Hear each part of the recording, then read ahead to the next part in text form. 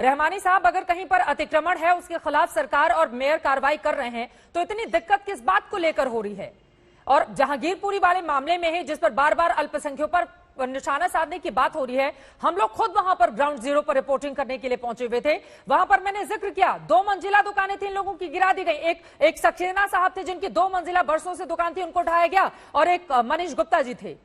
तो फिर ये बार बार इस तरह का माहौल क्यों बनाया जा रहा है कि ये कार्रवाई जो मेयर की है वो सिर्फ अल्पसंख्यकों के लिए ही है? रहमानी साहब, देखिए, मैं दिल्ली वाला हूं, यहीं पैदा हुआ हूं, मेरे पेरेंट्स भी यहीं पैदा हुए हैं। दिल्ली को बढ़ते हुए और आगे नई दिल्ली बनते हुए मैंने देखा है बहुत अच्छे तरीके से। और दिल्ली का इशू रहा है हमेशा से, बहुत लंबे अरसे से, अनऑथराइज्ड कॉलोनीज एंड एनक्रोचमेंट। ये इशू रहा है। इस इशू पर इलेक्शन लड़े गए, कांग्रेस ने इलेक्शन जीते हैं इस इशू पर, बीजेपी ने इलेक्शन जीते हैं इस इशू पर। और कितनी, यानी हजारों कॉलोनीज हैं जिनको रेगुलराइज किया मुख्तलिफ गवर्नमेंट्स ने।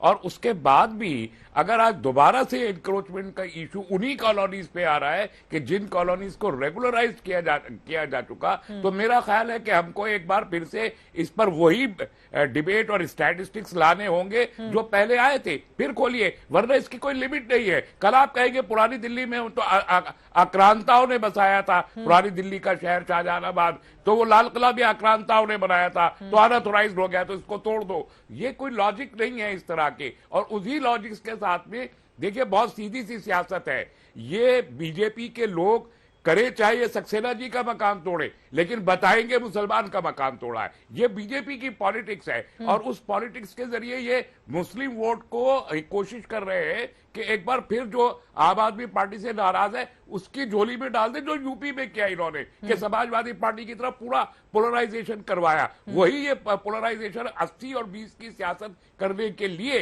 ये यहाँ बुलडोजर की सियासत करना चाहते हैं। दिल्ली में भी 80 और 20 की सियासत कर रहे हैं जफर इस्लाम साहब। अब विजेश जी, इसके बाद में फौरन आपके पास आऊंगी। जवाब नहीं है जी। ये मैं बता रहा हूं कि ये बता नहीं सकेंगे रोहिंग्या कितने हैं दिल्ली में, बांग्लादेशी कितने, इनके पास एक स्टैटिस्टिक्स नहीं मिलेगा। आपने अभी पूछा, जवाब नहीं है, तो इनके पास इस किस्म के सवालों के जवाब नहीं मिलेंगे। मध्य प्रदेश की सरकार ने जो किया सबने देखा है। आज दोबारा से बना रहे उन मकानों को जिन पे बुलडोजर चलाए थे इन्होंने। मैं कहता हूं शिवराज सिंह चौहान को मध्य प्रदेश में अपनी जेब से पैसा देना चाहिए जो गलतियां उन्होंने की हैं। और इनको यहां पर कोर्ट भी रोकेगा, आवाम भी रोकेगा, 20 की पॉलिटिक्स कर रहे हैं सैयद जफर इस्लाम साहब आप दिल्ली में। याद रखे। देखिए मैं 2-3 ही बातें कहूंगा। पहली बात कि यहां पर आप मेयर बैठे हैं, हाँ। उन्होंने साफ लफ्जों में कह दिया, जो मैंने कहा उसी बात को उन्होंने भी दोहराया। और बार बार जो आम आदमी पार्टी के लोग हैं वो उसको कम्युनल कलर देना चाहते हैं। भाई ये एडमिनिस्ट्रेटिव काम है, इसको गलत चश्मे से मत देखिए, एडमिनिस्ट्रेशन के चश्मे से देखिए। एडमिनिस्ट्रेशन का काम है, जो गलत हुआ है, चाहे कभी गलत हुआ, उसको सही करने का काम है, वो कर रहे हैं। आपका इलेक्शन हमेशा इलेक्शन रिलेटेड। अरे इलेक्शन में हम कहा, इलेक्शन से कहा लेना देना है? इलेक्शन से आप वाले उछल रहे इलेक्शन के लिए। मैं तो एक बार भी आपको, रहमानी साहब, मैंने तो एक बार भी इलेक्शन का जिक्र नहीं किया है। हमने तो कहा एडमिनिस्ट्रेटिव का, मैं एक बार भी नहीं कहा। आप जिक्र करें ना करें, मैंने तो कहा कि ये एडमिनिस्ट्रेटिव काम है। एडमिनिस्ट्रेटिव काम है, जो जिसको इलेक्शन की पड़ी है, अरे जिसको इलेक्शन की पड़ी है वो पार्टी इलेक्शन की बात कर रही है, उसको बार बार इलेक्शन में आना है। इलेक्शन जीतने का चाहे जनता का सपोर्ट होना हो, लेकिन वो इलेक्शन में आना है, इसलिए बार बार इलेक्शन की बात कर रही है। मैं किसी इलेक्शन के बारे में बात नहीं कर रहा हूं, मैं सिर्फ इतना कह रहा हूं इलेक्शन के वक्त में एमसीडी लेकिन जफर इस्लाम साहब, इलेक्शन के ठीक पहले ये कार्रवाई हो रही है ना, उसके पहले भी हुआ था और आगे भी होगा, आगे आने वाले दिन में अगर इलेक्शन के ठीक पहले कार्रवाई होगी इस तरह की, तो आपसे ही सवाल पूछे जाएंगे ना जफर इस्लाम साहब। और अगर आप लोग सबके खिलाफ कार्रवाई कर रहे हैं, एक सेकेंड रहमानी साहब, अगर आप लोग सबके खिलाफ कार्रवाई कर रहे हैं, यानी कि अवैध अतिक्रमण जिसने भी कर रखा है सबके खिलाफ कार्रवाई की जा रही है, तो फिर बार बार आप लोग ये जोर देकर क्यों बोलते हैं कि बांग्लादेशी रोहिंग्या? अब बोले कि हर एक के खिलाफ कार्रवाई होगी। देखिए, आप लोगों की सुई भी तो यहाँ पर अटकी हुई है ना। दो चीजें आप चित्रा जी इस बात को आप अच्छे से समझ लीजिए, अच्छे से समझ लीजिए। बांग्लादेशी रोहिंग्या इस देश के नागरिक नहीं है। इस देश के रिसोर्सेज पे देश के नागरिक, चाहे वो किसी पूजा पद्धति में बिलीव करते हो, कोई धर्म उनका हो, कोई माइकल लाल कह नहीं सकता है कि इस धर्म का आदमी को इस देश के नागरिक होने के नाते इस पर उसका रिसोर्सेज का अधिकार नहीं है। कोई भाई का लाल मुझे बता दे कितने रोहिंग्या हैं भारत में, और दिल्ली में कितने रोहिंग्या, कोई भाई का लाल मुझे बताए। किसके उसके लिए कोई किसके लिए प्यार है, कोई कौन सा प्यार है उसके लिए? नहीं, रोहिंग्या के लिए कौन सा प्यार भाई? बांग्लादेशियों के लिए कौन सा प्यार? देश की जनता के लिए प्यार दिखाइए, नहीं देश की जनता के लिए प्यार दिखाइए। आप यहाँ कलर, अरे आप कलर तो आप नफरत फैलाने का काम कर रहे हैं, डराने के काम,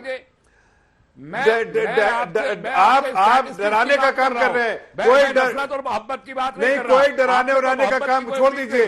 इतना समझिए ये एडमिनिस्ट्रेटिव काम है, एडमिनिस्ट्रेटिव काम होता रहेगा, और अगर गलत कोई काम हुआ है तो वो काम नहीं। दिल्ली में बताइए ना कितने रोहिंग्या दिल्ली में, ये बता दीजिए। देखिए रोहिंग्या और बांग्लादेशी हैं दिल्ली में, और उनके खिलाफ क्या कार्रवाई की जा रही है। और रहमानी साहब, इसी के मद्देनजर जब सीएए की बात होती है तो फिर आप लोगों को भी दिक्कत हो जाती है। हाँ, इसी के मद्देनजर जब सीएए की बात होती है, आप आंकड़ा बताए ना जफर इस्लाम साहब, गोल गोल मत घुमाइए, कितने हैं रोहिंग्या और बांग्लादेशी दिल्ली में? देखिए, सुन लीजिए एक मिनट, मैं जवाब दे रहा हूं। इस देश के नागरिक को छोड़ के जो घुसपैठिया हूं और अवैध तरीके से रह रहे हैं, उन सबको चुन चुन के चिन्हित होके आइडेंटिफाई करके उनके साथ कार्रवाई होगी, चाहे वो 100 हो, 1000 हो, लाख हो, करोड़ हो या एक है। लेकिन उनके लिए क्रोकोडाइल, ये गड़ियाली आंसू बहाने वाले नहीं चाहिए। देश आप वाले जो बैठे हैं ना, उनको जल्दी से एक लाइन में यहाँ पर इसी के मद्देनजर जब सीएए एनआरसी लाने की बात बीजेपी करती है तो फिर आप लोगों को दिक्कत होने लगती है।